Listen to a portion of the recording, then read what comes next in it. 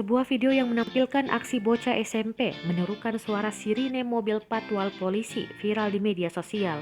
Aksi bocah itu mulanya diunggah oleh akun TikTok @angganov pada Sabtu 17 Juli 2021 hingga menjadi viral sampai saat ini.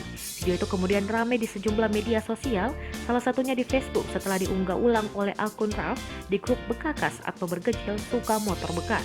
Dalam video tersebut, terdapat seorang bocah yang dengan mudahnya menirukan persis suara sirine mobil patwal polisi. Awalnya, bocah tersebut terlihat jajan di sebuah angkringan. Lalu sang penjual meminta bocah tersebut menirukan suara sirine patwal. Bocah tersebut awalnya malu-malu, namun ia pun akhirnya melaksanakan keinginan penjual tersebut. Suara sirine patwal pun terdengar lewat mulutnya. Sombong banget. Lagi. Lagi, Cil. Aksi bocah mahir tirukan suara sirine ini pun viral di media sosial dan mendapat respon dari warganet di kolom komentar.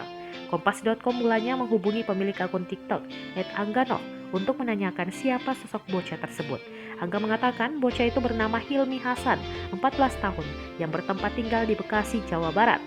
Hilmi yang kini masih duduk di bangku kelas 2 SMP tak menyangka suaranya saat menirukan patwal polisi viral di jagat media sosial.